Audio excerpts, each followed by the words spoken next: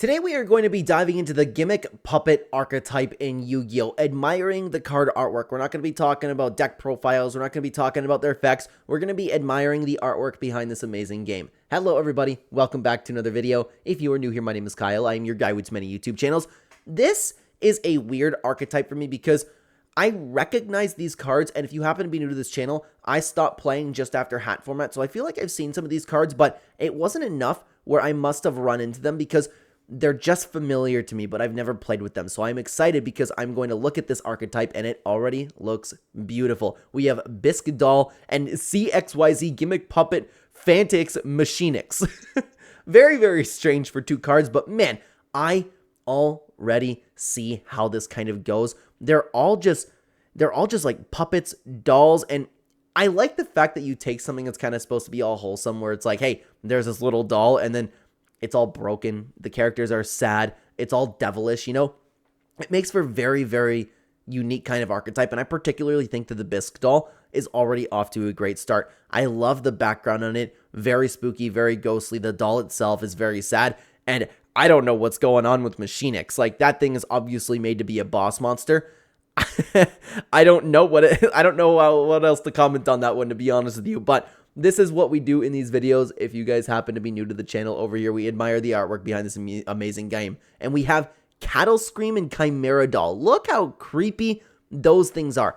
I love how you can tell that they're like ghostly versions of puppets. I love the backgrounds for them. They really capture that creepy vibe where it's like, hey, maybe this was just, you know, it's cattle, but it's like dead. It's something that is supposed to be like, you know, cattle could be cute, you know? The Chimera Doll, look at how weird that thing is built. Oh my god. I love the blue on it too. The blue like matching with the link cards. Sometimes these link cards can be so beautiful, but this is so creepy. Like you can even dive into, and I would love to look at this, like if we were to take these card art breakdown videos, dive in a little bit deeper to them, and like the significance of something like maybe the card's called Scream and he's making some noise. I think these are two really cool cards as well. Let's continue on to Gimmick Puppet Destroy and Dreary Doll. I actually think that this is shining so far when they're getting to the actual dolls because look how horribly creepy those are. Like, what did that girl did she get her eye ripped out? Does she have like a nail in her head or something? Look at that. It's like, it's bloody, but I know it's probably meant to be bloody, but even then, like, even in the Destroy, it's like a bunch of things even put together. It kind of looks like, and I don't know if this was intentional. It looks like a person in here. You know what I mean? You have like the thigh highs, the waist, and then the shoulders right here. They all kind of look like that, to be honest with you. And they're all kind of morphed together to make like this really creepy toy. That's so cool. That is and I appreciate the suggestion for making the Gimmick Puppet archetype. And I would take any more in the comment section down below, man. But these are really weird. She even has like a fluffy pillow like a doll would. Super cool artwork so far. I really like this. I wonder if this deck was ever good because there's a lot of cards for them. Anyways, Gimmick Puppet Egghead. Mr. Potato Head. Look what they did to him. He's creepy. Now, the only ones I don't really know what to make of is the XYZ monsters because they're machines. Maybe they're like supposed to be action figures, and that's probably what it is. They're probably supposed to be action figures instead of like the dolls. You have the dolls and the kids' toys, and then would you say like graduate into playing with the action figures, but they're still ghostly, they're still creepy. Two cards that are also very cool. We also have Gear Changer and Fiendish Knight. So yeah, it's a bunch of toys. It's not just dolls. Look at the Gear Changer, man. Oh my god. That's a whole weird thing in itself. You take the toys, something that's supposed to be so like, you know, these things represent like decay very well, if that makes sense, you know? There's almost a theatrical like sadness to their designs, and that's what I appreciate so far. And I didn't realize, okay, they're machines. What were the other ones? Were they fiends? Okay, so I'm starting to get it a little bit. I'm starting to get it. They're all like kids' toys. Super cool for these ones too, man. Super cool. We also have the Gigantus Doll and Humpty Dumpty. Look what they did to Humpty Dumpty, man. Oh my god, that is freaky. But I know like the dolls is also freaky too. I think it's just like putting a bunch of them together. That has to be a bunch of things put together. These are people, right? These are a bunch of action figures or dolls put together. That's gotta be what it is. Hang on, is that Humpty Dumpty?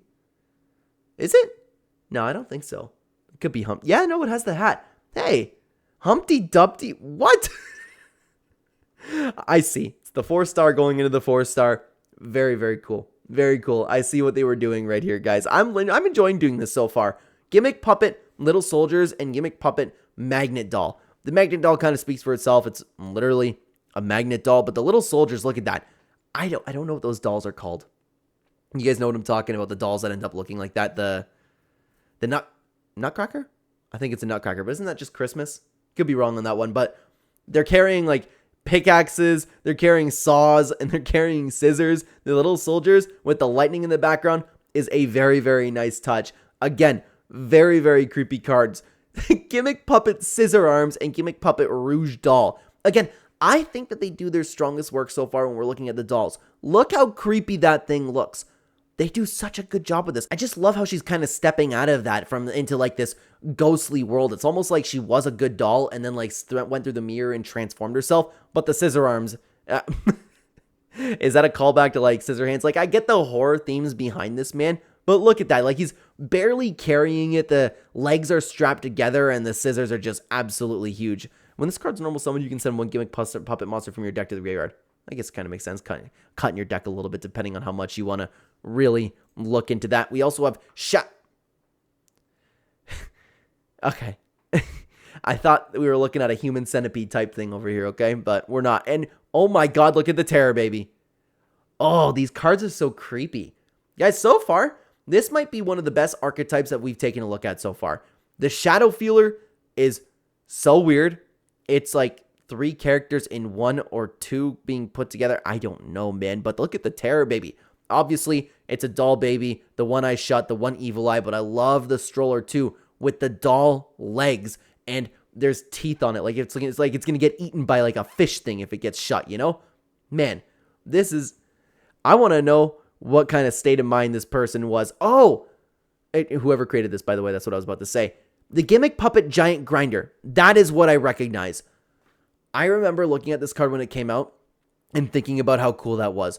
It looks like, and I understand like it could just be a play on like the camera angle, but this thing looks like a giant.